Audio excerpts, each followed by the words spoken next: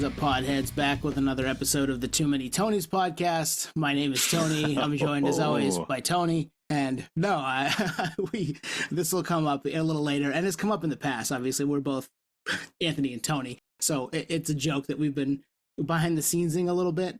But yeah, we're excited to have another episode for you.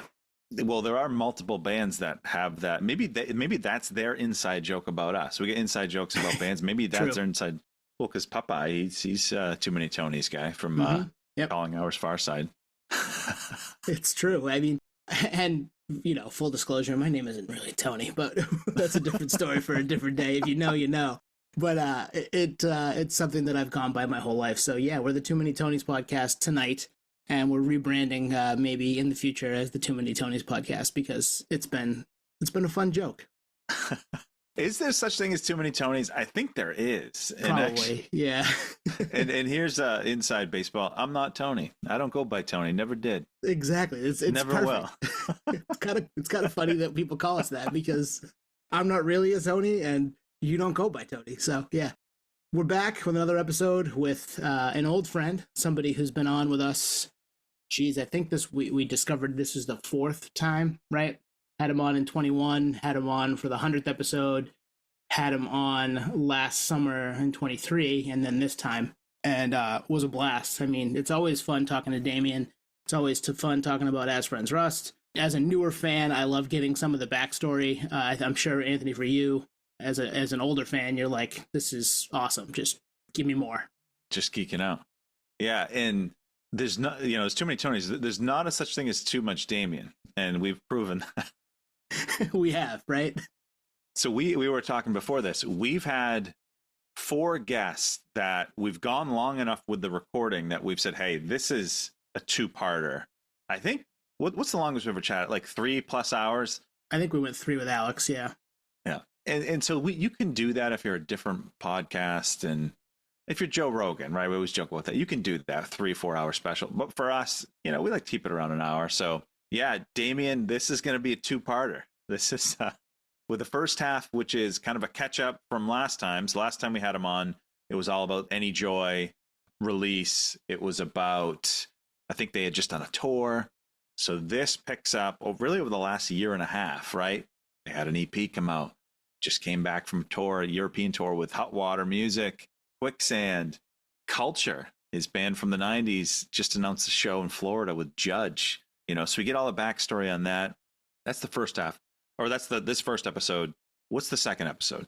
The second episode is going to probably be a little more wide-ranging nerdery. Like, we hit on some stuff surrounding As Friends Rust, but it's more a broad conversation about music, which we love doing with Damien. We did it with him the first time we had him on 3+ years ago.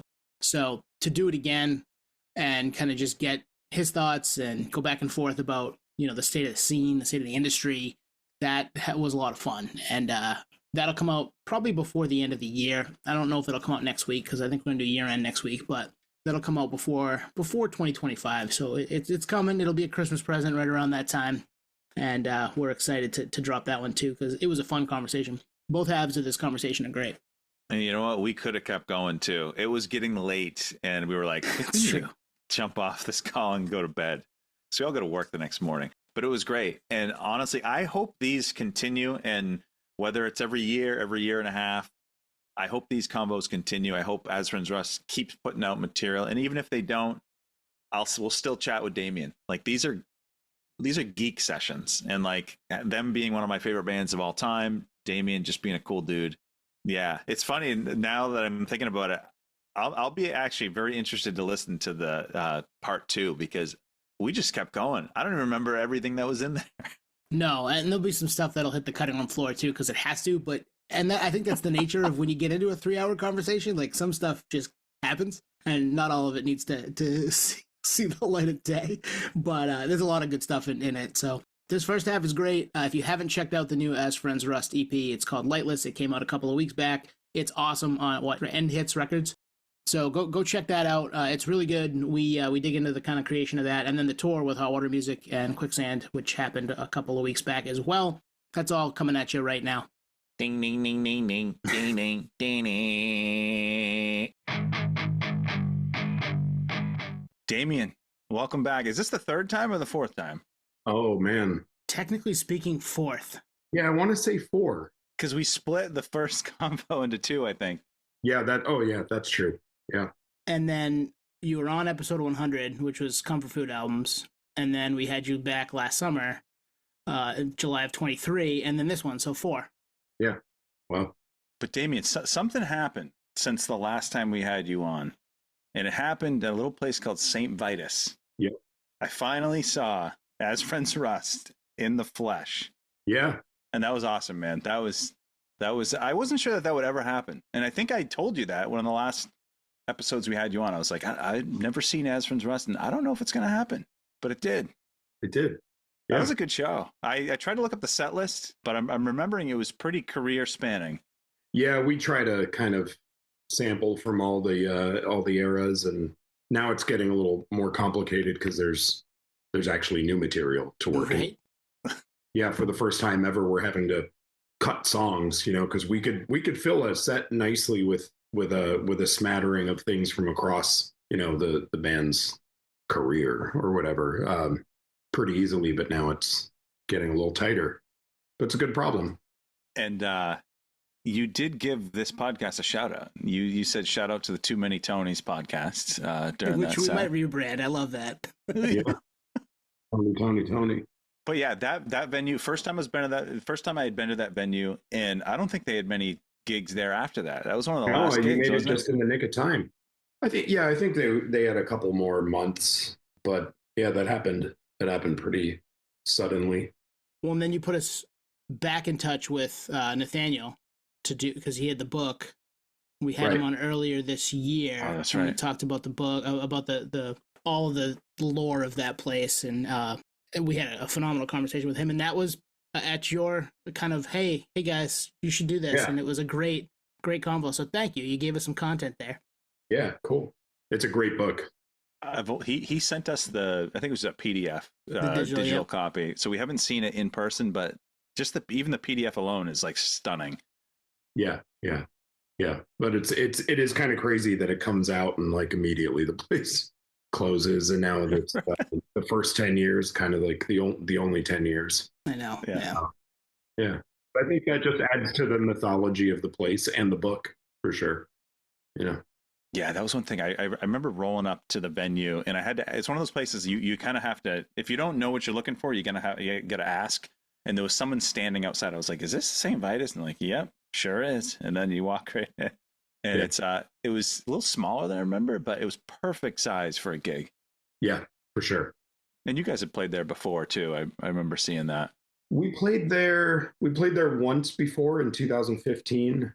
And then I'm not really sure what drove this decision, but the next time we played Brooklyn in 2019, we played a different venue, the Kingsland.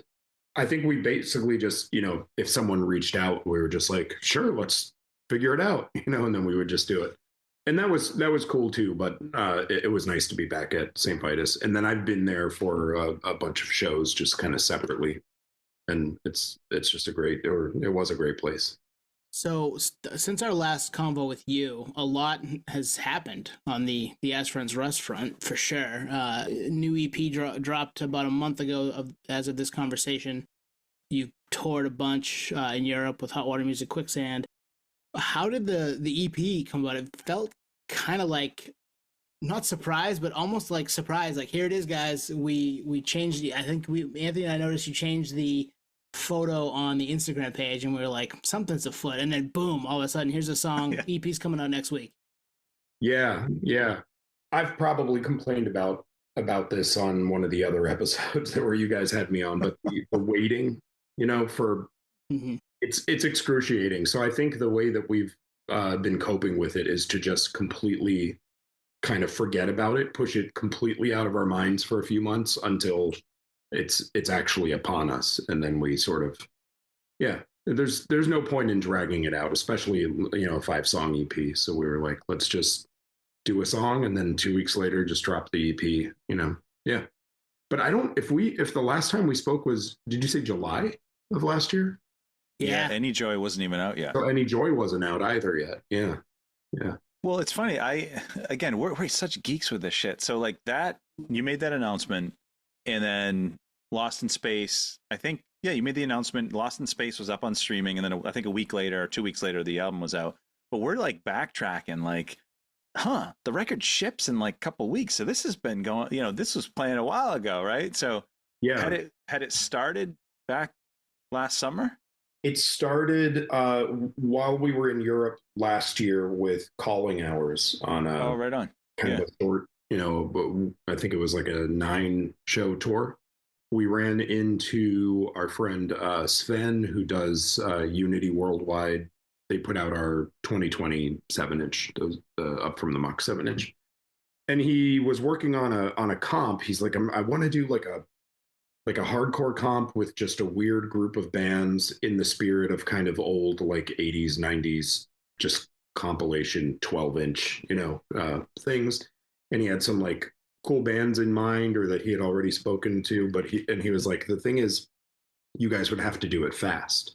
And this is we're having this conversation in Leipzig, and we don't have any more songs. You saw how long it took us to put seven right. together and try to call it an album, right? 7 or 8. No, 7. It's 7. Anyway, yeah. So he was like, the thing is, you guys, you would need to like send me something like really soon, and we wanted to do it. So we got home and immediately wrote Lost in Space. James. Oh wow. Did. And we recorded that by itself. Just as soon as it was done, we were like, all right, quick track. We're gonna miss this compilation 12-inch. And then we sort of were on a roll with writing. So we thought, why don't we just do like a 3 or maybe even 5 if we're feeling squirrely song EP, and we can maybe have it ready by the Hot Water tour. Well, we didn't know about that yet, actually, but we were like, let's record more songs. Oh no, it was actually, I think it was that when the tour came up, we thought, should we grab Lost in Space, add a few more songs to it, and just like try to have something out for the tour so we have new merch, and we're not going on an album that's a year old. So having quick then. Yeah, so it was very, very fast. James, who's, I guess you would say, the rhythm guitarist, only in the sense that Joe does the more leads and does the solos and stuff, but they all play high leady things. But James basically, Joe was busy with his brewery and said, it's all you. So James just kind of busted out 4 more songs like very, very quickly, and everybody liked them. And we're still tracking kind of separately from, a lot of us from our homes. And it was really fast. It was really fast. Especially for you guys. To sort of drop it, because that's how we did the new songs in 2020. Mm-hmm. It was like, yeah, I mean, sort of for years we had been threatening new material and like never delivering it. I love that threat. Yeah. And I think people came to expect that like it was never going to happen. So it was kind of fun when we dropped those 2 songs, because the first one was truly out of nowhere. It was, 20 years later. Up from the Muck. Yeah. And then the next one we did the following Friday. So exactly 1 week later, it was like, oh, there's another one. So we kind of, just did the same thing. We shut up about it. We refrained from doing all those, there's going to be an announcement about an upcoming announcement, all that kind of extra, shit. We just kind of refrained from. Like when it's ready to drop, we'll drop the video. And the compilation ended up never coming together, or maybe it's still in the works, but I think there were some setbacks, and he knew that Lost in Space would be on this, and turned out that this came out first. It's cool that the band itself has had this kind of, and we've talked about it with you now over the course of a couple of years, this kind of crazy trajectory where it's like, it feels like it's fits and starts, but right now I feel like you're in a good place. Like, okay, we want to get together, we want to put these songs together because maybe there's a compilation or maybe there's a tour. Let's have some meat on the bone to play for people.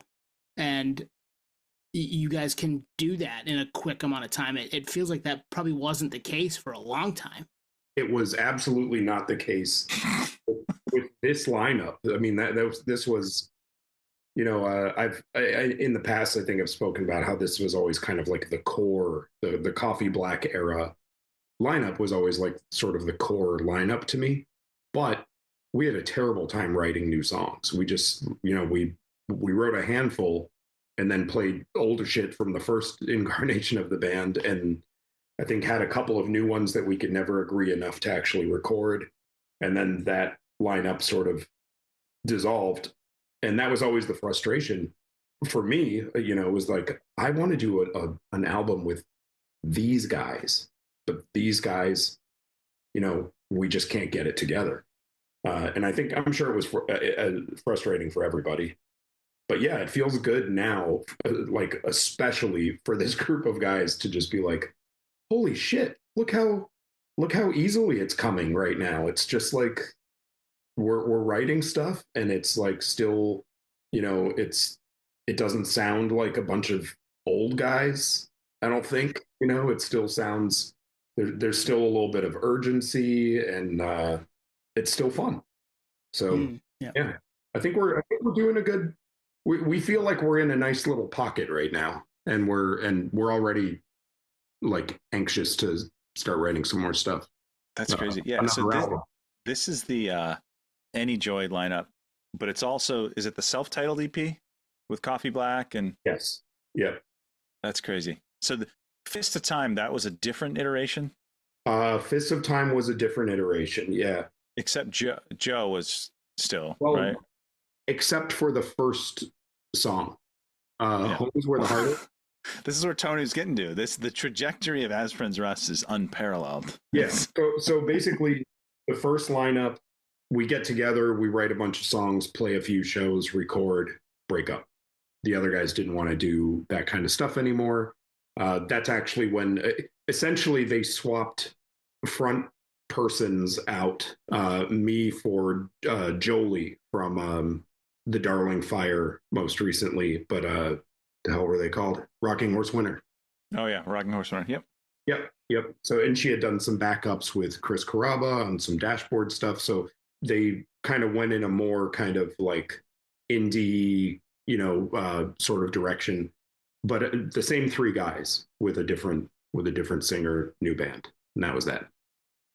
What we recorded had started to make its way around Florida a little bit, and people liked it. And we're talking about essentially I don't remember how many were on the demo that I was handing out around then, but they were from the rest of the tracks, not track one, but 2 on of Fist of Time.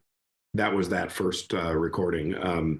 And I was handing that around, and a bunch of the Culture guys got it, and they were like, yo, this band is crazy. Like, what the fuck happened? Why'd you break up? This is like so much better. Like we want to write stuff like this. Let's kill Culture and just do this. And it was actually Steve Looker, the guitarist of Culture, that kind of said, do you think those guys would get pissed if you started a new incarnation of As Friends Rust up here in Gainesville? Because I had moved that same year, because this is the kind of stuff I'd love to play. And I was like, yeah, sure, I guess. And I asked, and they were like, yeah, go for it. So we put together a lineup that ended up not including Steve, actually. But we put together a lineup. We wrote Home is Where the Heart Aches and nothing else. And we recorded that song, and we added it to the other songs, but put it first. And there's a very dramatic difference in recording quality. The first one is pretty rough and sloppy, and then it gets like real tight, and So yeah, so yeah, everything but track one was basically an entirely different band aside from me. With track one, now we've got Tim on drums, Joe on guitar, James wasn't in yet, but our friend Peter was, and Gordon from Culture was playing bass for us. No, was playing guitar. I don't know. Anyway, it was. I love that you remember even that much, because we're talking 98. I mean, granted, I was 13, but I can't remember shit from back then. Yeah, I remember some stuff. I'm getting a little lost in the weeds, but it was mostly this lineup. We had Joe, Tim, those kind of pillars, were sort of like getting set up, and Caleb, who's no longer with us, kind of joined around then.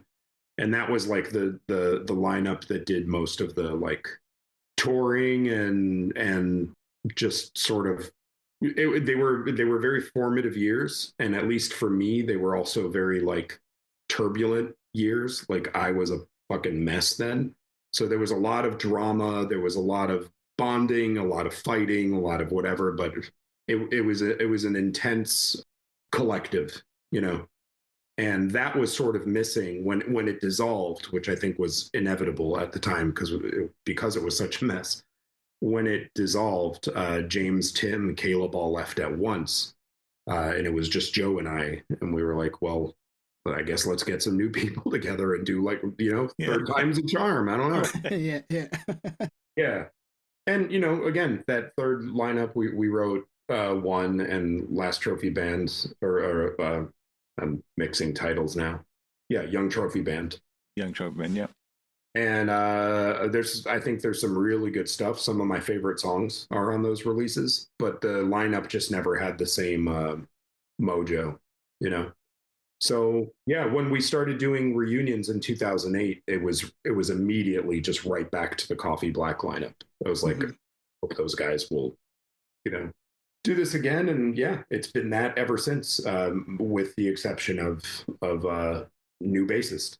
Well, and a lot of fill-ins, because it seems like at this age, like we seem to run into situations where there's like occasionally someone who can't make something. So that's another thing. We're not too precious about that. It's kind of like, well, whatever's best for the band, man. Get Ryan to fill in on guitar or bass, or get, you know, Rich from Culture filled in on drums at Furnace Fest a couple years ago. So in a weird way, it is truly kind of a collective, because we bring friends along for the ride. We swap people in and out. It's kind of fun. It's amazing, really. Actually. Yeah. It's like next man up. Yep. Hey, did Tim and James get fish, basically? Yeah. I like it. Did Tim and James get down with the one and Young Trophy Band stuff? You know, I think understandably there was probably a little bit of resistance to it at first, because, you know, you're sort of sizing up the new oh, for sure. Yeah. It's a loaded question. The new girlfriend or the new whatever, you know, you're like, but when we got back together in 2008, we knew that we had to play stuff from that, because those records got around and people knew those songs. And I think we pretty quickly sort of made them our own. They've owned them. I mean, I think that now it's safe to say that probably all of those guys have at least one of those latter, you know, those songs ranked pretty high in their favorite songs to play live. Well, that's awesome. Yeah. Yeah.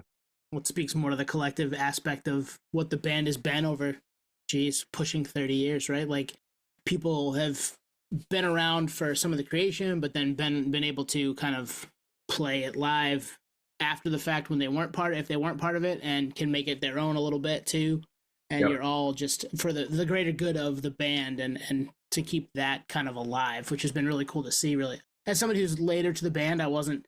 Anthony kind of introduced me to you guys 6-7 years ago, and I'm like, this is amazing that it still happens, and to be able to talk, you know, hear your stories about it, it's cool shit, man.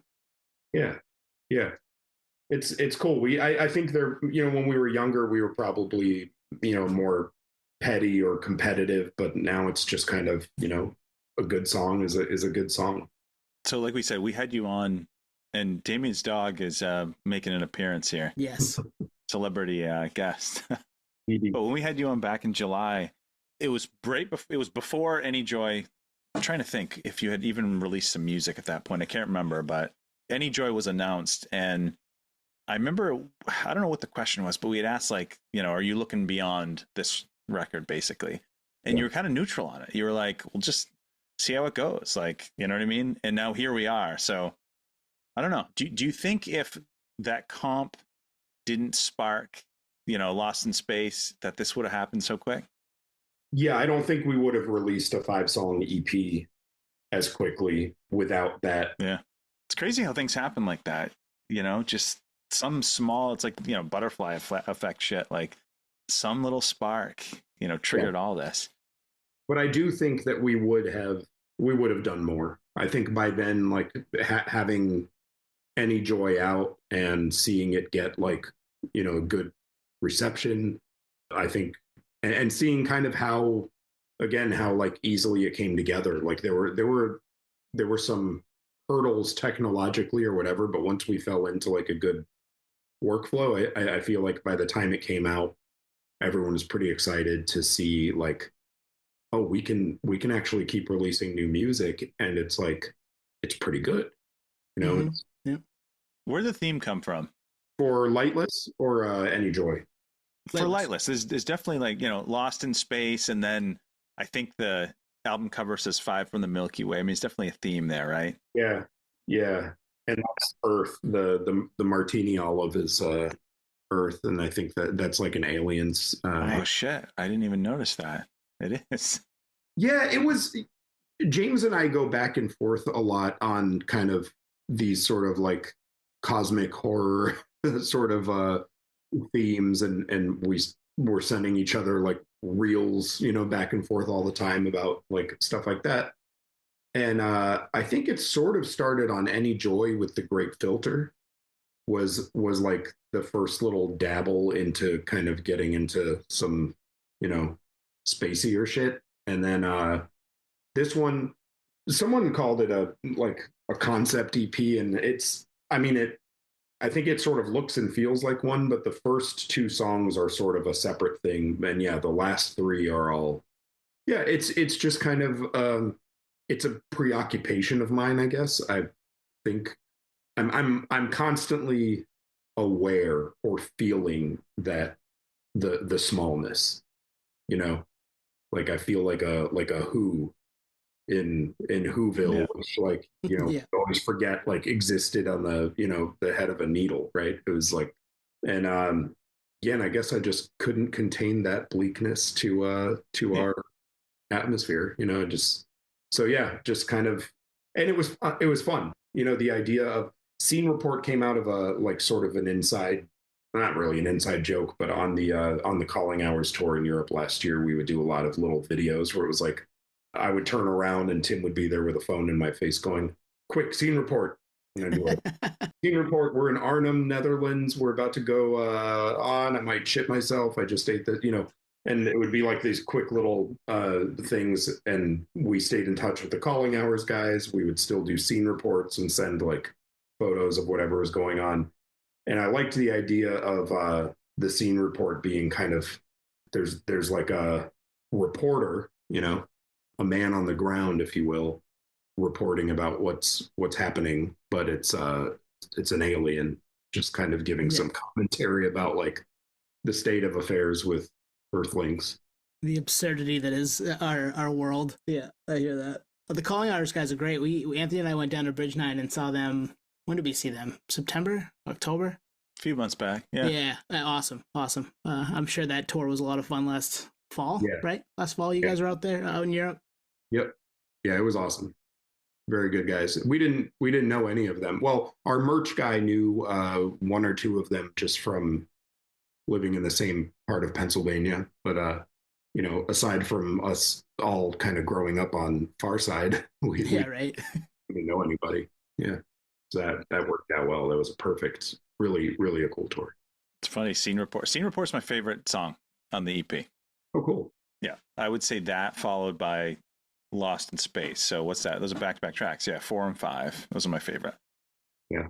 I really like Skimming, the opening track, which may have come together last. And I liked that it sort of like kicks the EP off with something that's arguably like a little more maybe like traditionally hardcore, at least vocally for me. I was like, oh, I'm just kind of just yelling, there's no joke. There's no like, no melody in the beginning. It kicks it off on a pretty aggressive note. That's a fun one. I like that one. And listening to it yesterday, I was like, this kicks this off perfectly. It gets you kind of excited about where you guys are at right this second. I mean, you could go back and listen to all the other stuff too, but this gives you the kind of snapshot into today. Yeah. And I love the way it goes into the next song, and it's got those bells. That was something Andrew added. So there's a little more texture, I think, on this EP because Andrew kind of took more liberties with bass stuff, where I think on Any Joy he was just trying to kind of be more respectful of the overall, song melodies, whatever.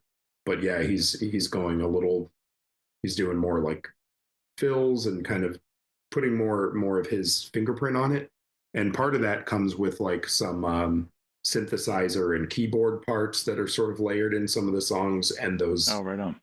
Those bells, which just I loved, because we've never really we've had some recordings that had like some production trickery or stuff that was done for production value, but we've never like done things like that, and I feel like it added a lot. And it reminded me of there's a Cocksparer song, Bird Trouble, that's got like wedding bells all through it. So nice. Bird Trouble. Yeah. I think we asked you this last time we had you on with Any Joy, but again, going into this Lightless EP, are there like boundaries for, I think we referenced last time, the As Friends Rust like audio playground is really big to play. So yeah. Did you try to like keep it within those, or I think you said what, James maybe took more of a lead. So I don't know, were there any like intentionality with sound or anything like that? No, I think it was more a case of just kind of, he'd send a message announcing that like, all right, I think I have something, and he'd send it over, and it would be like, yeah, shit, this is good. Sounds like As Friends Rust, right? Yeah. Maybe double the chorus at the end and send it to the guys. And then, and because everyone was busy, they're also like, I think we didn't scrutinize the way we maybe did some of the songs on Any Joy, because I feel like now we trust ourselves a little bit more and each other a little bit more to like, as long as the bones are good, like it'll come together. And I think we understood that this time around. So we were like a little less punishing and just, discriminating about like the songs as they came in. We were just like, yeah, shit, this is a good song. This one rocks. This one's got some energy. Okay, let's go. Who's next? And then, everyone would start adding their parts, and it would start to become a proper As Friends Rust song. I feel like I remember you saying last summer you had 8 songs, but there was one that just didn't quite get there. Mm-hmm. And it sounds like this time you didn't have that issue. It was just like, no, these all kind of got there. We're ready to go. Is there anything on the cutting room floor? Do you have like 2 or 3 more hanging out, or? No, we've got nothing. Well, I think that they're starting to like pull some stuff together, but yeah, we're back at square one. Nice. And that song, I think, is just gone forever. So. Yeah. You sure? I mean, there's no way we could get it. No, well, we might have tried to have like revisited it if continuing to write new stuff was proving challenging, but it hasn't been. So now we're just like, all right, well, shit, if that one didn't feel right last year, it's 2024 now. Let's not look back. Let's just keep writing new stuff. So let's keep writing. Do you think if I asked you guys in like 1998, hey guys, in 2025, you guys are still going to be writing music, what would you say? Which guys though? Like the first group, the second group? You got to ask them all. James, Joe, that crew. The self-titled crew. Would they be like, fuck no? Probably. I feel like we were a difficult bunch of guys. I was extremely difficult back then. Caleb was pretty difficult. There were personality clashes where like, even though we knew each other, we weren't like super tight old friends with a lot of history, with the exception actually of Tim and James. And I think that they were basically just like doing it because the other was. I mean, I think they also were pretty deeply connected to the stuff we were writing and the tours we were doing and stuff, but they were probably a lot more measured than the rest of us, where they had the wherewithal and the maturity to just be like, this band is a fucking mess. And it's not making me feel good. It's not putting food on the table. It's not doing anything positive for my life. So I think it's time to move on. And that's kind of what they did. So if you would ask me, I probably would have been like, yeah, no, we're never going to stop. We're going to right on. Wow. Like, die. And if for no other reason than to spite anyone who had left the band. Yeah. It's funny though. I think that story is probably way more common. From like a fan's perspective, like our other favorite bands are probably the biggest mess, and they're just maybe dumb enough to persevere through it, or got lucky, or something, or didn't, put out 2 good albums, 3 good albums, and then called it quits because they couldn't handle each other anymore and didn't want to. Yeah. I may have said that. I may have felt like I'd still be doing the band, but I definitely never felt like I would have only been doing the band. That was never even an option for me. Never something I considered, worked toward. Nothing. It was always. It just never. The concept of like making a living from music just didn't even. It never felt realistic to me. Especially with like Fist of Time, like that's not going to pay the bills. I'm sorry. I love it. It's all time, but it's not going to pay the bills. No. It did get a little interesting around like when one came out, suddenly there was like a different kind of attention on us where we were a little bit more palatable in the right ways, I think. And there were some bigger tours coming our way. There was kind of like, some Warped Tour talk. I think they did some pretty interesting things actually after I left when they fulfilled whatever touring obligations were, had already been booked. They were like, they were starting to kind of move in that direction, which I think some of them wanted, but I didn't. I mean, because even if it comes your way, it's like for like 2 years. Yeah. Right. Yeah. You're going to toss it off for the next thing. Yep. Right. Yeah. So let's talk tour. So I remember, I don't know when it was announced, but a few months ago, I think probably, Hot Water Music, Quicksand, As Friends Rust tour. And I got to be honest, like if you asked me to put together a dream lineup, it might be that. Like that is my it's awesome. Yeah, it's great. Dream line. It really is. We heard a lot of that feedback on the tour where there were people that were like, man, one guy said, don't take this the wrong way, but if it had been like any combination of any of you two bands with some other third, I probably wouldn't have come.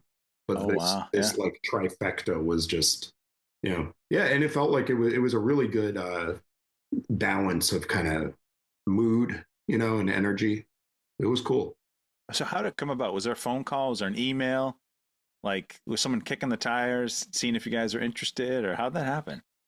I think when they were just kind of planning their 30th anniversary stuff in the States and Europe, they did it in the States with Quicksand and a couple of other bands for, I think, maybe one band for the West Coast leg, one for the East Coast.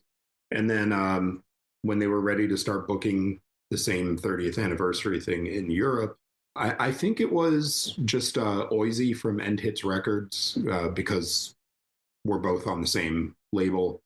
I think he suggested it, but also, we have history with them going back to the Gainesville days, mostly good history, but, we've had like some drama, we've had some, it meant a lot to me to kind of be able to do this kind of thing with people from way back then as a very different person, and with more kind of gratitude and excitement for the whole thing.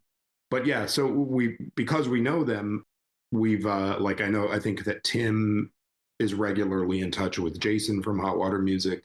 There's still been some communication. We see each other around at Fest, we see, whatever.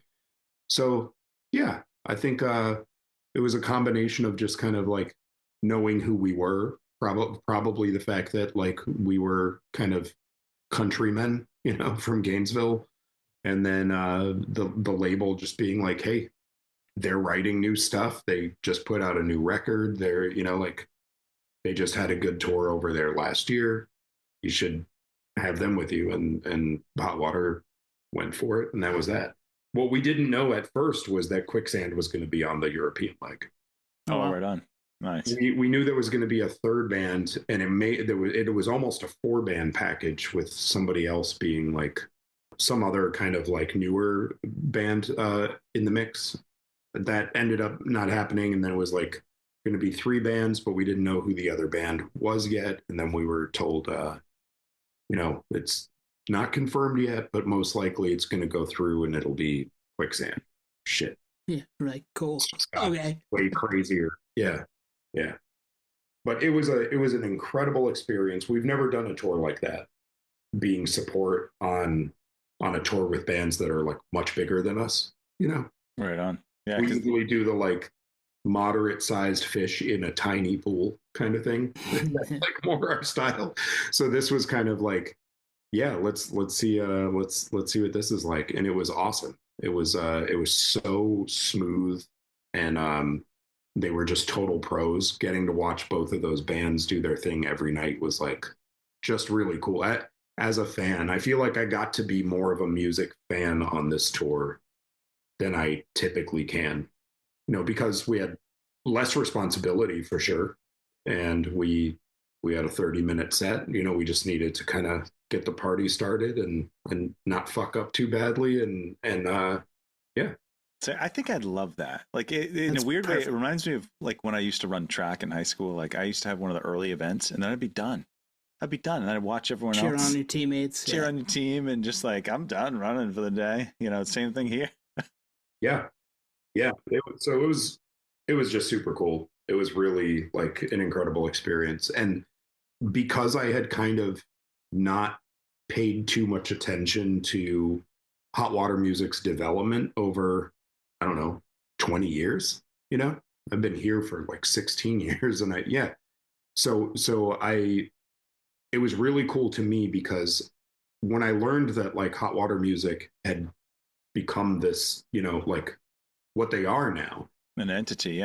yeah, I, as somebody who remembers seeing them in like small sweaty rooms, the Hardback Cafe, you know, everybody's like, there's just beer and sweat everywhere, shirts are off, you know, voices are being blown out, just every arm in the, you know, is like this sort of like really what it's all about.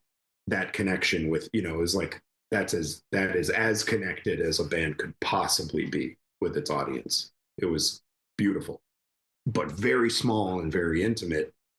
And so I was curious. I was like, how does that translate? You know, how does that scale up to a 2,000-3,000 person, you know, room? That big? Holy shit! Yeah. Some of them, yeah, and it doesn't lose anything. It was like, it's crazy. Like, that's cool. Yeah, the stage, the size of the place, the text, the equipment, like all of this like kind of stuff that wasn't there in the hardback when that kind of you know, thing was happening. Barricades, like none of that lessened it at all. It was crazy. It was pretty incredible to see. But it's, I mean, that's a hardworking band. They've never stopped kind of working at this, and it's just cool. I mean, they're like, the transformation was kind of incredible. They were always like great musicians, you know, and could always write a hell of a song. But like the way that they kind of like rose to the occasion and just deliver, you know, regardless of what the demand is, it was pretty admirable. That's cool. Like that, the record they put out early this year, right? So good. I need to revisit it because we're thinking, you know, end of the year stuff, and that's one that I'm like, I remember loving it when it came out, and then it was so early in the year that stuff happens and you kind of forget about it, but it was really good. So if you haven't peeped that, that's another one to put on your list after you listen to Lightless a couple times. Yeah. That's probably, I mean, I've certainly never listened to any hot water release as much as I've listened to that one, Vows. It's great. It's like, it would be great in a small room, but this song's there where it would translate perfect to a big room. And even the record, I'm forgetting the name of it, the record that they put out last, forget the name of it. There's songs in that which I can, like, it's almost like they made them for a big room, you know? Mm-hmm. How was it for you guys on the big stage? Because that's very different than Vitus, you know? Yeah, so we have not been working at this steadily for 30 years. We've been very, very off and on, and very half-assed when we are on often. So there was definitely a learning curve for us. It was new. There was a little bit of shock at first. I honestly feel like the only barrier that I can remember ever playing was at Furnace Fest a couple years ago, and Oh, I wow. asked the stage manager if there was any way to like move them. Yeah. And he's like, who are you? Yeah. So that was interesting. That was a bit different because we, we're a very interactive kind of crowd. I crowdsource a lot of vocals, Yeah. and it's like that's the side of us that's the hardcore side of us. That's the part of me that I think I talked about it once. Like thinks about those minor threat photos of Ian like down on the floor, just like buried in people. Like those images were like monumental for me. Like they changed everything, the way that I saw music and band audience dynamics. Absolutely. So the hardcore side of us is like, fuck, man, what are we supposed to do with a barricade? Fuck the barricade. Get rid of the barricade. We need the crowd. But then there was the other part that was like, no, we don't need the crowd. Like, there are going to be some people, hopefully, up front every night that that know us. But these aren't our shows necessarily. Like True. we need to get back to like playing to people who are like, you can read their faces and tell that they're like actively trying to make sense of what they're hearing or seeing. Not that we're that confounding, but like, the verdict is they're still mulling us over, right? And it had been a while because we admittedly, by always doing our own tours, much smaller rooms, but like there are tours, we're sort of playing to it's sort of cheating, right? Because we're just preaching to the choir. We're playing to our audience. It's a sure thing. It's guaranteed to be a good time with everybody, sing along and whatever, and that's great because I love that. But it was nice to play in front of people who'd never heard us, and it was nice to have people come up and just be like, "Fuck, man, I'd never heard of you until tonight." Like, holy shit, they have like both records and a sweatshirt over there, and you're like, the Ezra Dress starter kit. They're ready to go. This is why like I think like once you have like some moderate success as a smaller band, like why you then need to like hitch onto a bigger wagon, because it gets a lot more eyes on you. And it was really, really a good opportunity that I'm very thankful to the Hot Water guys for, because it was just really cool to like play to new people. It had been, and I realized how long that had been, especially as a reunion band. Like that's kind of for a long time we were sort of a nostalgia act. Like you are, by design, like you're only going to be playing in front of diehards, right? Which is very like makes you feel really good, but it's not an accurate kind of read of like, but how do new people feel? It's not a test. It's not a true test. Well, you may not feel the same way, even though you're singing the songs that you wrote 20 years ago. You may not feel the same way anymore. So it's maybe not necessarily an accurate representation of you day to day. Yeah, that's true. That's true. So yeah, it was awesome. And then and fucking Quicksand. Like, I can't imagine seeing that every night. Like, it's wild. We could not imagine seeing it every night. Even at the end of the tour, we were like, we just like watch fucking Quicksand play, like 17 nights in a row or whatever it was. It was crazy. And it's in terms of like interpersonal kind of dynamics, it was also like the Calling Hours tour. I feel like we just lucked out like twice in a row, like just two perfect rolls where it was like, what good batches of people, no drama, no egos, nothing. It was just like a bunch of people who enjoy doing the same thing in different ways, and having a pretty nice time, traveling to some beautiful cities to do it. And that was it. Well, that's the thing. It's seasoned musicians, people that have been doing this a while, people that are dialed in. And then I always feel like Europe has popped off for you guys. You tend to play there more than the States. And I think it's you can hit more in a smaller, kind of geography in Europe. But I feel like Europe's always popped off for you guys. They have, and there have been like two real advantages. I mean, one was Good Life Recordings from Belgium was putting our stuff out, and had been putting out Culture and Mourning again, so there was already a little bit of a foundation laid there. But the other thing is that, and I'm not saying that everyone in the States does this, but very few people in Europe do it. People who liked us in the 90s did not age out of hardcore or punk and move into other stuff and turn into those people that we know a million of who are like, oh yeah, when I was in high school, I used to skateboard a little bit. I went to a couple of like punk shows. I saw a Shelter one, and you're like, what happened to you? Where'd you go? Right. You're like, it's okay to still like that stuff, buddy. Yeah, or you can start liking it in your mid-30s, like I did. Yeah. Well, yeah, but yeah, well, better late than never. But it's weird to me to sort of like connect to something, or maybe they didn't connect to it is the issue. But and then just like treat it as like a store you popped into once. Check that place out once. Nice place, nice scene. And yeah. So in Europe they don't do that. There are more grizzled, old, balding, wrinkled, saggy, like punks at shows in Europe than in the States for sure. It's like, in here we've talked about this before when I was like dictating my love letter to Turnstile.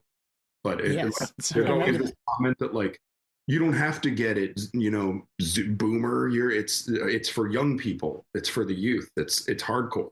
And it's like, that might be true here, but like, they don't stop over there. Like I mean, that 67-year-old is dressed exactly the way he was dressing in like 1982. Yeah, it's weird. So I think that's another thing is like the people that liked us when we were more active in the late 90s, they're all still around. I think it's a supply and demand thing too. I know there are certain bands that pop off over there because they tour over there a lot, or there's some bands that haven't gone over there in a while and then they draw big. But I know like Boy Sets Fire, they're huge in Europe. Comeback Kid, huge, just massive. Just there's certain bands that are known to be these entities that you just wouldn't know in the States. They Comeback Kid could probably draw small fries in the States, but they're not. Yeah, they're not drawing what they draw. 2,000, 3,000 cap. Yeah, it's crazy. It is crazy. Yeah. And I don't know that we will ever be.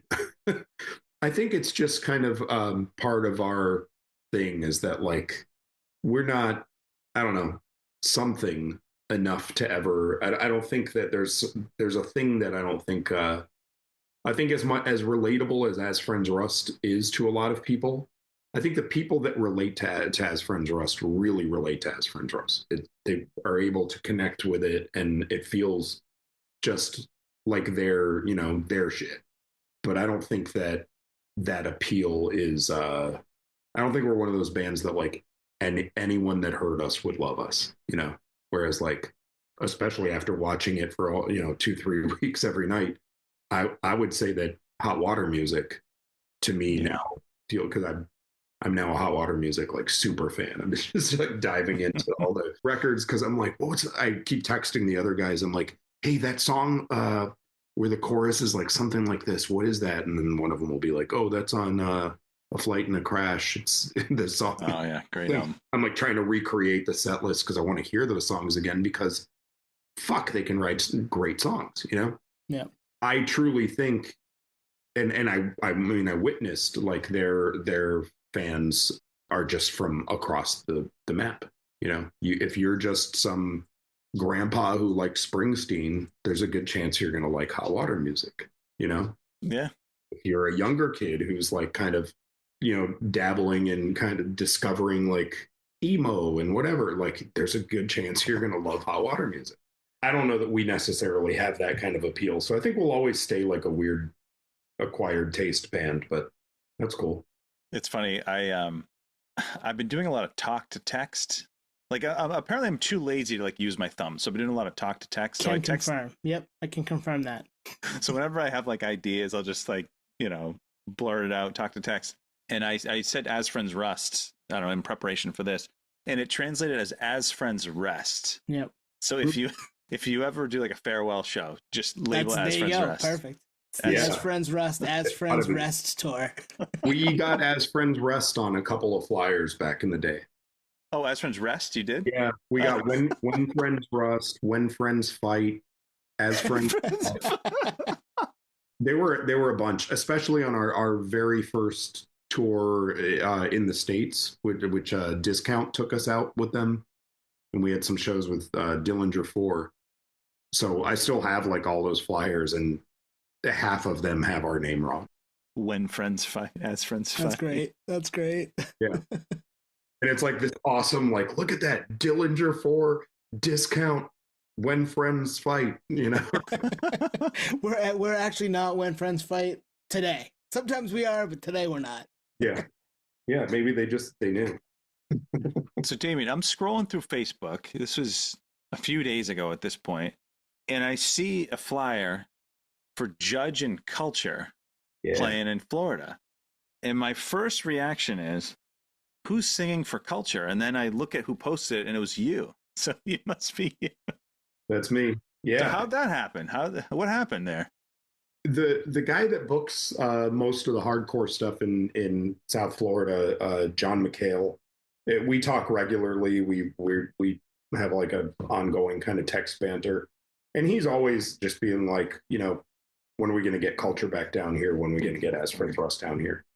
And it's always like there's never been kind of a real reason to do it or a way to justify it financially, because we have 3,000. No, all 5 of us are out of Florida, are not in Florida. But yeah, when he texted about Judge, it was just immediately like, this is no brain. Like, I'll go out of pocket on this one. I have to play that, because Judge was like huge for I'm assuming all of us, but definitely Rich and Steve and I, and yeah. So it was when I sent it to those guys, it was like, this isn't, I didn't say this, but I certainly wasn't treating it like a question, like, hey, what do you guys think of this? It was more like, clear your calendars. Clear your calendars. We're playing with Judge finally, and then we can all like quit. Nice. That's awesome. Yeah. I remember, I think like any music nerd, you go down YouTube rabbit holes. And I remember like, I don't know, it was probably like at midnight a couple of years ago. I was going down a rabbit hole of like Culture live videos. And there was a 2014 This Is Hardcore set. Was that the last time you guys played? No, we did. After that, we toured Japan, I think, after that. And then that was maybe like 4 or 5 shows. We played a festival in Tampa, Florida Rules Fest, it was called, at like a skate park. We played a festival in Phoenix, Arizona. King of the Monsters Records did a fest that was like an awesome lineup. It was great video game too, King of the Monsters. Bruto, Infest, Chokehold, I think it was their first reunion. Oh wow. So there was Groundwork. Yeah, it was a really crazy festival. And then we did in Europe. We did a bunch of shows in 2016, and I think those were our last. So take Judge out of this April date. Would you still been excited to play? Like, is it still exciting to play like with Culture after all these years? Or yeah, we always assume we're done, but I think we also know that, like, I mean, if a promoter hits us up and like really wants us to do a weekend with Sick of It All, or whatever, like, sure, we'll blow the dust off. And because the reunion shows that we have done have like come together pretty nicely and easily too. Everybody just practices individually. We get together, we run through the set a couple of times at we borrow some bands like rehearsal space in whatever city we've landed in and go through the set, and it seems to work pretty nicely. It's pretty easy. Those songs are still muscle memory. I know us as fans and music fans, music nerds, get super jacked up for that stuff.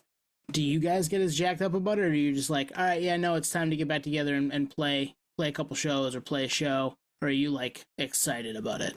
Oh, we're excited about it. Yeah, like we're not playing it because there was some good offer and we'll we'll each walk away with a few $100 in our It's nothing like it was more. We're playing it because it's Judge. So yeah, like 5 of us are going to fly in from into Florida to play with Judge, because I think I in that post I said that, like, I've been waiting my whole life for that flyer. It's crazy. Yeah. And here in 2025, here it is. Yeah, right. That must be kind of cool. Like with your, like, the amount of bands you've been in.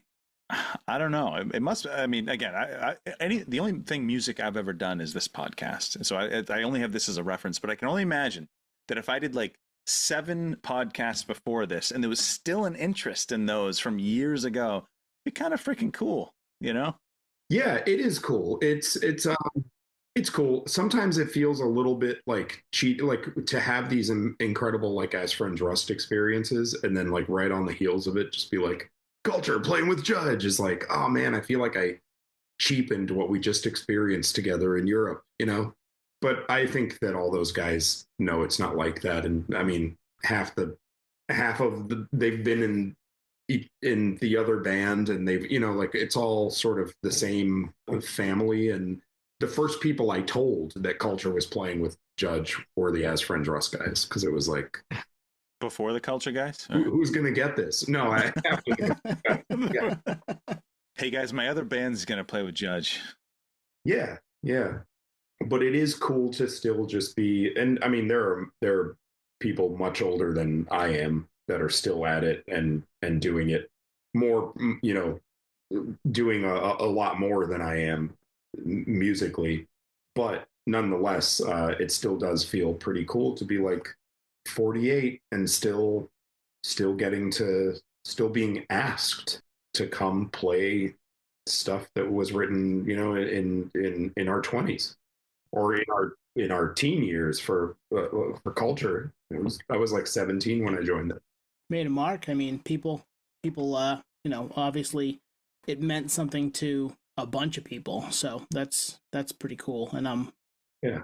I can only imagine what that feels like. So that's, I like to have these conversations and be able to look back on them and kind of say that we've been able to, chronicle it, but we didn't create any of this stuff. So knowing that you created it and it struck a chord with more than one person, enough people to ask you back, 25 years later, that's pretty cool.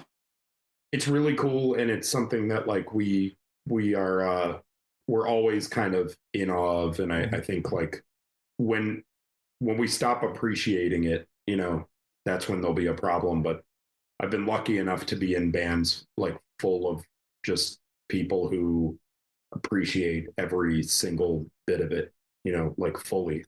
And yeah, we're all just kind of amazed that we still get to do this from time to time. It's a privilege.